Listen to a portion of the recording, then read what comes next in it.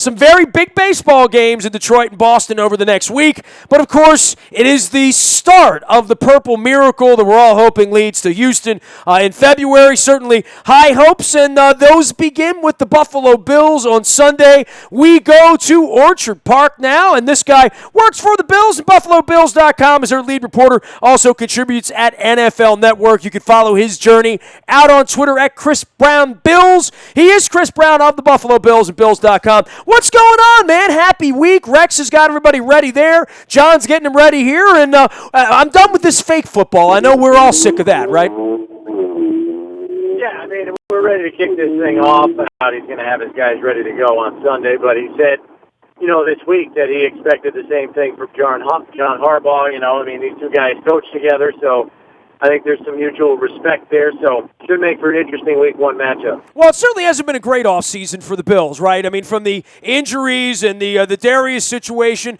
it's been a lot of bad news, but I guess part of that is they got a lot of football players there that Rex has drafted up, and I know, as he says, next guy up, let's coach them up.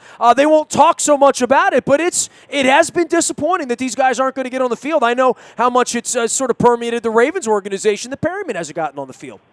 Right, yeah, it's kind of the same thing here. I mean, Adolphus Washington, their third-round pick, is probably their highest-profile guy now. He's going to start at defensive end there for them on the left side. But, yeah, no Shaq Lawson probably till midseason. He's on the PUP list.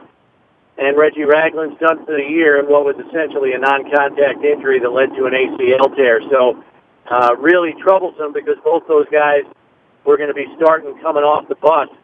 They were going to have their top 3 draft picks all starting for them on defense. Now they've got only one of those 3 remaining, at least for now. So, yeah, I mean, that was a disappointment. Obviously, Darius is going to miss the first 4 games with a league-imposed suspension. That's unfortunate. But for some reason, these guys are looking past all that.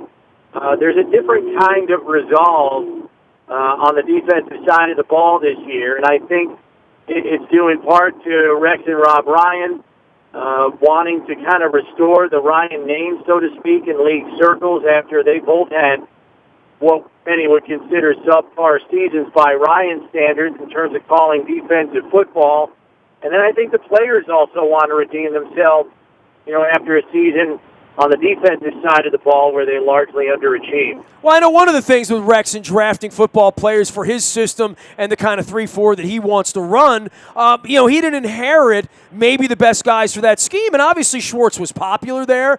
He's also a friend of mine, and all these guys have one thing in common. They've all run through Baltimore. They've all got some purple somewhere in their closet. But the Mario Williams experiment last year, there were certainly some issues going on the defensive side of the ball last year, and Rex has at least got his guys there now, right? Right. I mean, I think Rex even admitted it himself during the season last year. I think in an effort to appease a lot of the defensive players who had just come off a successful season under Schwartz, finishing 4th in the league in defense, 1st and 3rd down defense, I think he wanted to avoid coming in and just saying, yeah, I'm the new coach in town, and we're going to run it my way or the highway. I think he tried to find a compromise, and so he tried to blend some elements of the Jim Schwartz scheme in with his own defense, and that just seemed to completely backfire. And I think after being a top 5 defense, some of the players on that side of the ball got a little full of themselves, took some things for granted, and underachievement was the result. So a hard lesson to learn. Mario Williams was a veritable cancer in the locker room, as he publicly, pretty much said he was not in favor of some of the things that Rex was calling as far as defense and his personal responsibilities. So, it just went downhill from there, and it was tough to pull it back up. But, yeah, now it's Rex's guys. There's complete buy-in, and I think that's one of the main reasons why they think the defense will be markedly improved this year. Who are the best players on this football team at this point as you see it? From the outside, we start to see some names, and I know Incognito was a guy that had a lot of drama around him and a lot of controversy around him. Rex doesn't mind that, and, he was a nice addition last year. I think people were expecting a lot from Sammy Watkins, and, Tyrod Taylor needs to be a great player for the amount of money they've given him and the amount of confidence that they've instilled in him. I think they're going to go as he goes. Well, yeah, I mean, I think that's fair to say. I mean, we can't dismiss the fact that this was the number one rushing offense in football last year, not only in rushing yards, but yards per carry average, which is really the true telltale sign of what kind of running team you are. They're not going to stray away from that, but I do think they will put a little more on Tyrod's plate this year. This team was 31st in the league last year in pass attempts per game at just barely over 27. I expect that number to climb up over 30 this year. But, to what degree, I think it'll largely depend on, how Taylor performs. But all indications are that, Tyrod's made the necessary strides in his game. Greg Roman, the offensive coordinator, believes in him 100%. So I don't think he's shy about putting more on his plate. And, now that Tyrod is the unquestioned starter of this football team, which was not the case at this time last year, he's become the true leader of this team, not just the offense, but the team. And so I think it's a guy that's capable of pulling out maybe 2 or 3 games this year that maybe the team doesn't have any business winning. And that could be the difference between playoffs or no playoffs for the Bills. Chris Brown joining us here from Buffalo in Orchard Park. He is the Bills insider and lead reporter for BuffaloBills.com. You can follow his journey there as well as out on Twitter at Chris Brown Bills. And I guess for the defensive side, when you draft these guys and you envision a Ragland, you envision a Shaq Lawson as a starter, and they're not there, the next man up theory then works. Tell me about this young group of linebackers who are, trying to adjust to this system and make some plays. I've heard a lot about Jerry Hughes. Well, yeah, I mean, Jerry Hughes is a guy that pretty much resuscitated his career after, Buffalo acquired him in a trade with Indianapolis. I mean, he rode the bench behind Robert Mathis and Dwight Freeney in Indy and never really had a chance to get on the field. Well, here he did. Had back-to-back 10-sack seasons before he, along with the rest of the defense, had a subpar year last year. But I think this is a double-digit sack guy, when the defense is running right. And, he's going to be their primary pass rusher, at least until Shaq Lawson comes around. And, you look at the other linebackers, Preston Brown's in his 3rd year as a starter. He runs this defense. Had a down year last year, but had a spectacular rookie year his first season. I think he's ready to redeem himself here in year 3. Zach Brown is the guy that's going to fill in for Reggie Ragland's weak inside linebacker role. A 5-year vet, former second-round pick, runs like a deer, really good in coverage. And the other side is going to be kind of a mixed bag. Everybody thought it was going to be Manny Lawson, but he's a surprise cut last weekend. And, it looks like Lorenzo Alexander, a 33-year-old guy who had a monster preseason, has earned the starting job there, at least for the time being. They did swing a trade with Green Bay for Lorente McCray. I expect him to rotate in with that guy, so be an Alexander-McCray combo over there. Depth behind it's a little thin, but, beggars can't be choosers. You lost your second-round pick for the year who was supposed to be a starter, and Zach Brown was supposed to be the backup, but that's no longer the case. I think Gilmore on the backside is making a case to be a top 5 in the league kind of cornerback, quietly, I would say, at this point. Well, I mean, it's hard to get publicity in Buffalo. I mean, it's the second smallest market in the NFL, and when you're not making the playoffs, you're not going to get that kind of exposure. But, Gilmore very quietly has been one of the better corners in the league when it comes to opponent's completion percentage on passes thrown in his direction. Very physical corner. He'll get up in your face.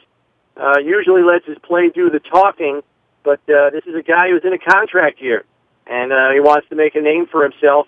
I think not only get more recognition across the league, but some bigger dollars also. And the guy opposite him is a heck of a player who's down from your way in Maryland, Ronald Darby, who is, I think, got a chance to make the Pro Bowl this year if his second season is anything like his rookie year.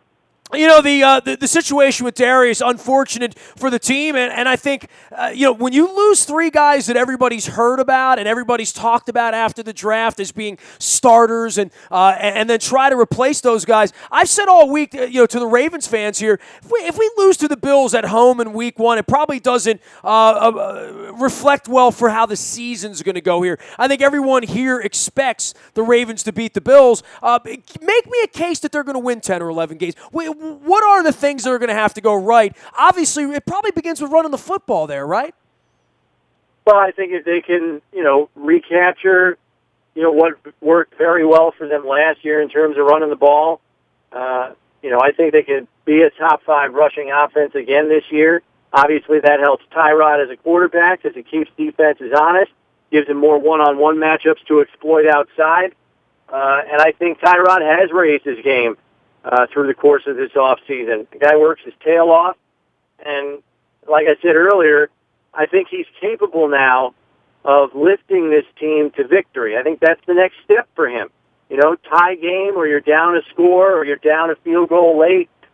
I think he's got the experience and has improved his game to a point where he can pull out 2 or 3 games for this football team. And this was an 8-win team last year with a defense that underachieved. So if the defense can somehow get back to close to the top 10 or 12 in the league, the run game's the same, and Tyrod's a little bit better, 8 wins can very easily become 10, and then you're on the edge there of getting in the playoffs. A lot of former Ravens bouncing around your organization, of course, led by Rex and Dennis Thurman and all those guys. Corey Graham's another interesting guy who is from Buffalo, doing the homecoming thing there. And then Ed Reed comes in, who was one of his mentors in the Super Bowl year here 4 years ago.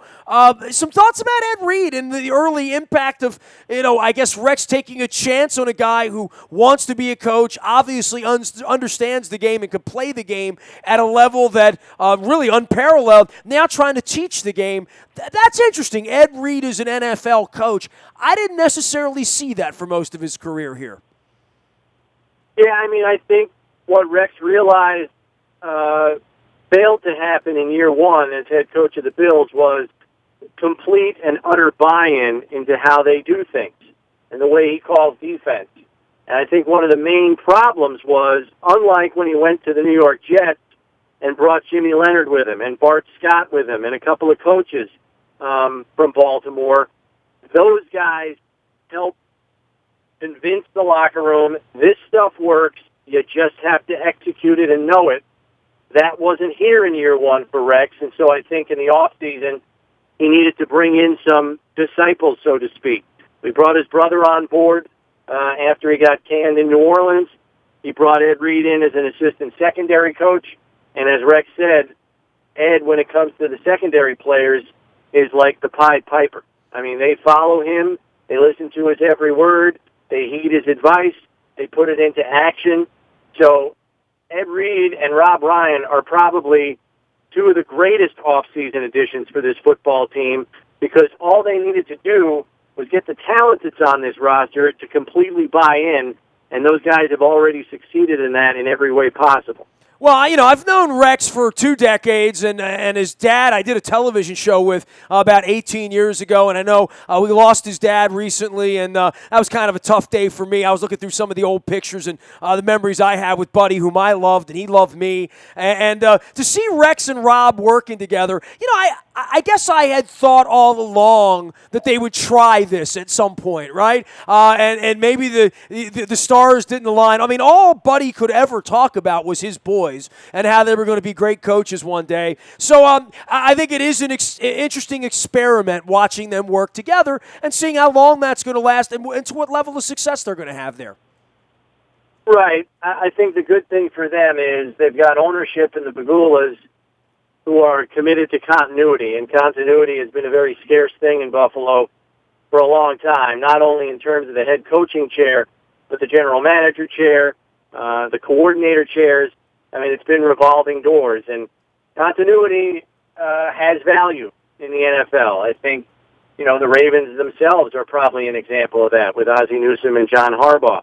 The other team in your division, Pittsburgh, is an example of that. So I think the Bills and their ownership are trying to subscribe to some of that themselves, and I think while a lot of people feel if the Bills don't make the playoffs, Rex could be on the hot seat, I don't think we've been given any indication of that from ownership. They're committed to Rex. They're committed to Doug Whaley, the GM.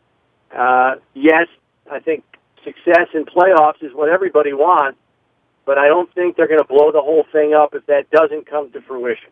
We are chatting with Chris Brown. You can follow his journey out on Twitter at Chris Brown Bills. He is the lead reporter for BuffaloBills.com. He's coming in. We'll make sure he doesn't have any tourist crab cakes in here if he brings me some good buffalo wings from down there at the Anchor Bar. So, for the hope of the franchise at this point and where Rex is at this point, I thought it was an incredibly interesting hire for a franchise that had been relatively quiet and wanted more conservative coaches. I mean, what's the upshot of 18 months of Rex and the bluster and bring in sort of a new show to town and the buy-in from the fans? I mean, the one thing Rex sells 24 hours a day, and again, for 2 decades, my relationship, it's enthusiasm. I mean, it's fun being around Rex. I mean, Rex teaches that kill theory, keep it learnable and likable, and the players usually have a good time. I find it kind of fascinating that there was some sort of revolt last year from the players, because certainly that wasn't the case from the fans, and that was never really the case in New York, and that's as tough a place as there is.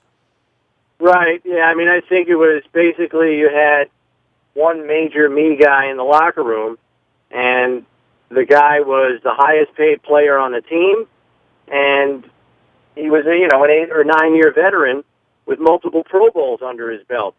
And when that guy starts, running against the grain of what the head coach wants to do, it has a trickle-down effect. I mean, if you're a rookie in that locker room and Mario Williams is saying he shouldn't be dropping into coverage, even though he did it maybe 3 times in a game, in an entire game, it has an impact. And that man was 100% the cancer in the Buffalo locker room, and, the result is what we saw on the field. It's interesting because, of all the guys, 15 years Rex been coaching the league, I have yet to meet a player that didn't like playing for Rex Ryan. I'm just saying, I guess he's not everyone's cup of tea from an ownership standpoint and the way he conducts himself in various, media. That's not for every owner. It's not for every fan. But from and inside the building, I never, ever had anybody whisper to me, he doesn't know what he's doing, or I don't like going to work. I just never saw that around Rex on the defense. If anything, it was almost cancerous from an offensive perspective because he did engender offense versus defense. That was a problem here for John or in the early going, and for Brian and for his dad in Houston and all of that. But I've never heard anyone on the defensive side of the ball not get along with Rex. That's just unique. Yeah, I think it says more about Mario Williams than it does about Rex Ryan. Of course it does. And I'll leave it at that. Hey, there you go. Hey, man, we'll see you guys when you get in here on Sunday, and tell Rex we said hello, and I appreciate the time. Chris, thanks for coming on. All right, take it easy. You got it. Chris Brown from the Bills and Bills.com. He is the lead reporter there as well as an NFL Network contributor, and you can follow him out on Twitter at Chris Brown Bills. Great visit there. You can find me out in the Bayou Toyota Audio Vault 24 hours a day from anywhere in the world on your mobile device by downloading the TuneIn Radio app. We come in crystal clear. Big thanks to our friends at BayouToyota.com for supporting our Audio Vault and making that available for you. The morning newspaper is available every morning at 7 a.m. It hits your email inbox digitally. All you got to do is sign up for free, and it's all brought to you by Planet Fitness and PlanetFitness.com. Still $10 a month to get in the best shape of your life there, even though it's tailgating season and not bikini season. Last but never least, any breaking news with the Orioles, the Ravens, it comes to you first on the WNST text service. That is brought to you by our friends at Coons Ford at Security Boulevard. Dennis will be here on Thursday, bringing you the SSV on WNST, driving you home from 3 until 5, and getting you ready for Thursday night football. And we've got the Bengals playing, we got the Steelers playing on Monday night, and of course the Ravens playing simultaneous on Sunday at 1 p.m. as well against the Bills. We are WNST.net, AM 1570, and WNST Taos in Baltimore, and we never stop talking Baltimore sports.